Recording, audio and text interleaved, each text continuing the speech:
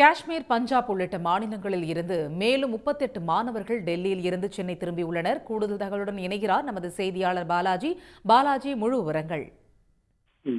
India Pakistan இடையே தொடர்ந்து போர் பதற்றம் என்று நீடித்து வரக்கூடிய சூழ்நிலையில் காஷ்மீர் மற்றும் பாகிஸ்தான் எல்லையோர மாவட்டங்களில் கல்லூரியில் பயின்று வரும் தமிழக மாணவ மாணவியரை தமிழ்நாடு அரசு உதவியால் தங்களது சொந்த ஊர்களுக்கு அழைத்து வரப்படுகின்றனர். தொடர்ந்து அந்த வகையில் இன்று 38 மாணவ மாணவிகள் இன்று காலை காஷ்மீர், பஞ்சாப் உள்ளிட்ட மாநிலங்களிலிருந்து 3 ரயில்கள் மூலமாக சென்னை திரும்பியுள்ளனர். அவர்களை தமிழக அயலக தமிழர் வாழ் நலத்துறை அமைச்சர் ஆவடி நாசர் வரவேற்றார். தொடர்ந்து தமிழ்நாடு அரசு சார்பில் ஏற்பாடு செய்யப்பட்டுள்ள சிறப்பு வாகனங்கள் மூலம் மாணவ மாணவிகள் கரூர், தென்காசி, திருப்பூர் போன்ற தங்களது சொந்த ஊர்களுக்கு வழி அனுப்பி வைக்கப்பட்டனர். தொடர்ச்சியாக இதுவரை தமிழக அரசிடம் 242 பேர் தங்களுக்கு உதவி வேண்டும் என்று பதிவு செய்துள்ளதாம். அதில் 226 மாணவ மாணவிகளை தமிழக அரசின் உதவியோடு தற்போது பத்திரமாக தமிழகத்துக்கு அழைத்து வந்துள்ளதாம்.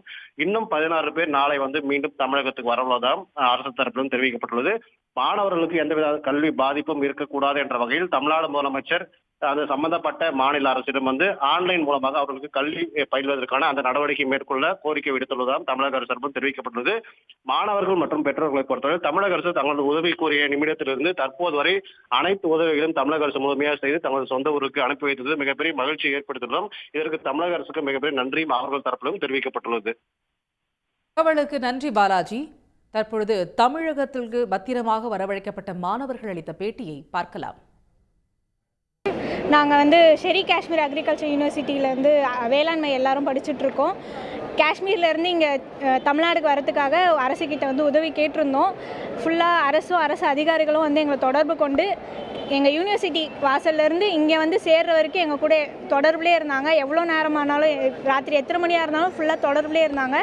நடுவில் வந்துட்டு இருக்க வழியில் தாக்குதல் நடக்கும் போதும் எங்கள் கூட பதறாதீங்க, ஏன்னா அவ்வளோ பயந்து போயிருந்த சூழ்நிலையில் எங்களுக்கு என்ன பண்ணுறதுனே தெரியல. அப்போயும் ஃபுல்லாக எங்கள் கூட தொடர்பில் இருந்து பதறாதீங்க, அடுத்து என்ன பண்ணோன்னு எல்லா ஐஏஎஸ் அதிகாரிகளும் எங்கள் கூட இருந்து ரொம்ப உறுதுணையாக இருந்தாங்க. அதுக்கப்புறம் அங்கேருந்து இங்கே வர வரைக்கும் எல்லா செலவுகளும் அப்பப்போவே எல்லா செலவுகளும் தமிழ்நாடு அரசே ஏற்றுக்குச்சு. அதனால் தமிழக அரசுக்கும் தமிழ்நாடு அரசு அதிகாரிகளுக்கும் முதலமைச்சருக்கும் எல்லா மந்திரிகளுக்கும் எங்கள் சார்பாக நன்றி கேட்டுக்கிறோம். உடனுக்குடன் செய்திகளை தெரிந்து கொள்ள சன் நியூஸ் பெல் ஐகானை கிளிக் பண்ணுங்க.